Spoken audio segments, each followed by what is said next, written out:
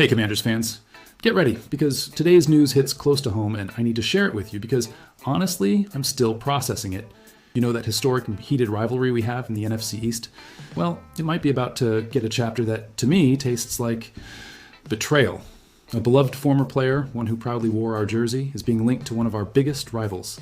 Stick with me to the end because we're going to analyze this situation and what it means.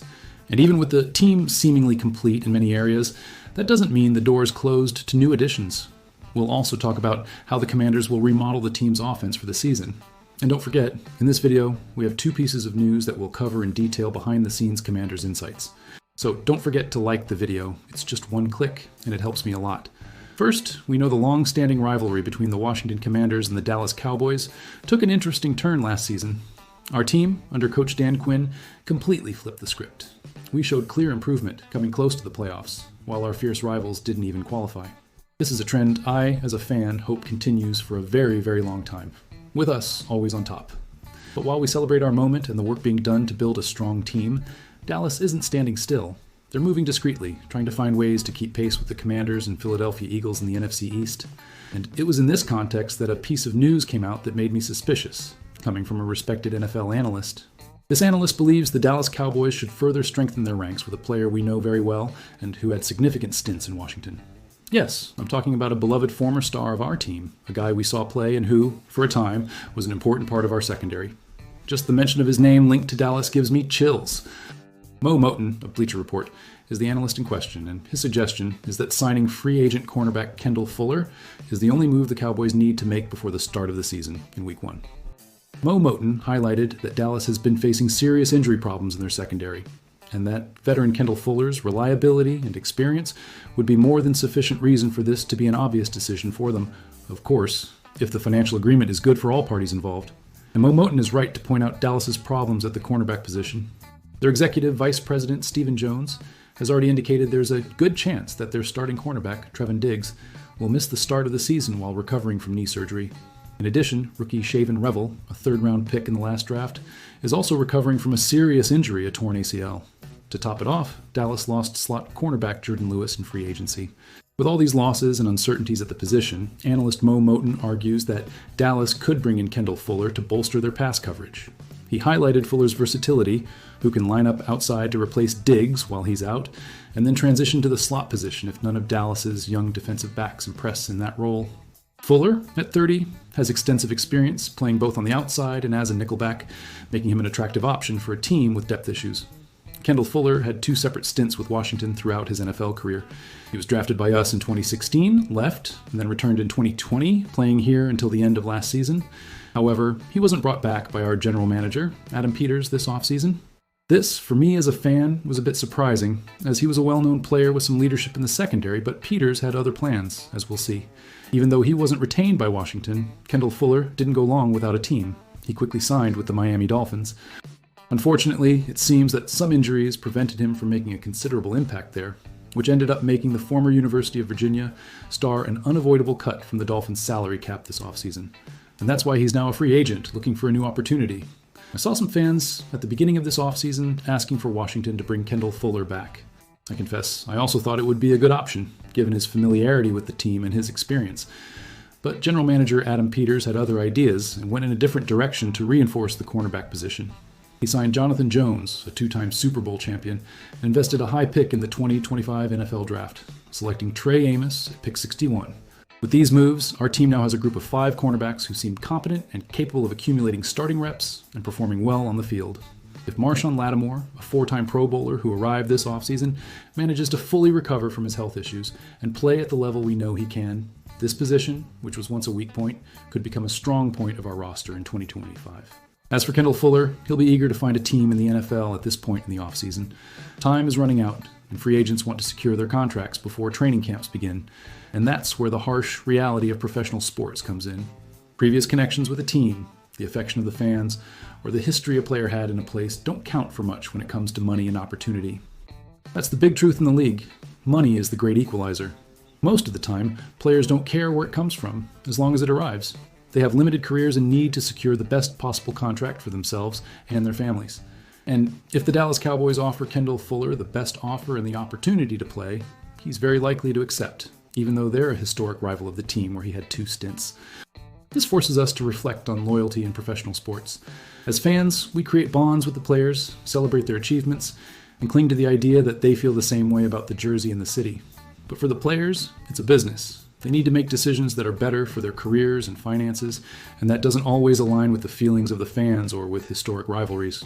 Seeing a player we applauded and supported for years being considered to wear the Dallas Cowboys uniform is, without a doubt, a test for the heart of any Commanders fan. It shows how quickly the NFL landscape can change, and how professional ties often outweigh the emotional ties we, in the stands, create with the athletes.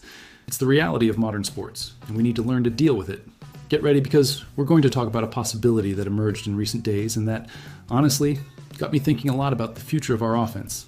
We know the offseason has been busy, with the team moving a lot to bring in new talent and assemble a roster capable of competing at the highest level in 2025. And it seems the surprises may not be over. Stick with me until the end, because this news could reshape an important part of our team. We saw how active the Washington Commanders were this offseason, bringing in important reinforcements in free agency, making strategic trades, and selecting promising players in the NFL draft. The goal is clear: to build a strong and competitive team to pursue great results next season. The roster seems well assembled in several positions, and now with OTAs in full swing, we're starting to get an idea of how the pieces will fit together. But even with the team seemingly complete in many areas, that doesn't mean the door is closed to new additions. And that's where the speculation that caught my attention comes in.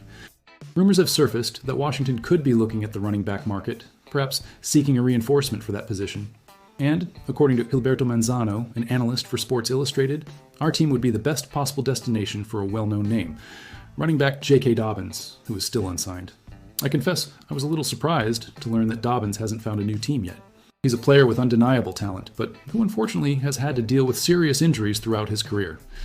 Gilberto Manzano, in Sports Illustrated, highlighted that it's a bit surprising that he remains a free agent, especially considering the potential he showed in healthy moments. The Sports Illustrated analyst mentioned that perhaps other teams aren't willing to pay a high price for a running back with an extensive injury history. But he argues that the Commanders could benefit greatly from a productive running back like Dobbins.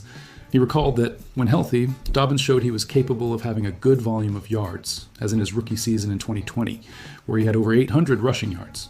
And the interesting point raised by Gilberto Manzano is that if Dobbins came to Washington, he wouldn't have to carry a heavy workload. This is because our team already has other running backs on the roster. The presence of Brian Robinson and Austin Eckler, in addition to other players at the position, means that the responsibility would be shared, which, in theory, could help Dobbins stay healthy for longer. This is where things get a little more complex and make me scratch my head as a fan. The Commanders do have several running backs on the roster currently. We have Brian Robinson, who showed a lot of grit and potential, Austin Eckler, who arrived with the expectation of being a playmaker, Jeremy McNichols, who has been used more in passing situations, Chris Rodriguez, who surprised positively in some opportunities last year, and rookie Jackery Krosky-Merritt, who was a draft pick and has been talked about a lot. Looking at this list, we see that the team has depth at the position. The running back roster is solid, without a doubt, but at the same time, it seems that the coaching staff and management may be looking for something more, perhaps that explosiveness in the running game that we see in some elite NFL teams. The running game in 2024 wasn't bad, far from it, but maybe it lacked that surprise factor or the ability to consistently break long tackles. Brian Robinson had good moments last season, but as we saw, he struggled with some fumbles in important situations, which is something to be corrected. Austin Eckler, despite his name and experience, isn't getting any younger and also dealt with injuries in 2024. McNichols has a more specific role, and Rodriguez shone in a limited role. The arrival and enthusiasm surrounding rookie Jackery Krosky-Merritt make the situation even more intriguing. Everything indicates that the team has high expectations for him, and if he continues to impress in training in the preseason, he will certainly have opportunities. Adding Dobbins to this scenario, with so many players competing for reps, seems like a puzzle. If the team believes that the players already here, including the development of Krosky-Merritt and Eckler's adaptation, will be enough to improve the running game this season, then it really wouldn't make much sense to add a player like Dobbins. With his injury history and the need for a contract, it would be just another body in an already full group. However, if there is any internal doubt about the current group's ability to provide the desired production and explosiveness, allowing Dobbins to join the team, compete, and who knows, surpass some of these guys, could end up being a smart move for the Commanders. It would all depend, of course, on his ability to stay healthy and replicate the level of play he showed in his best moments in the league.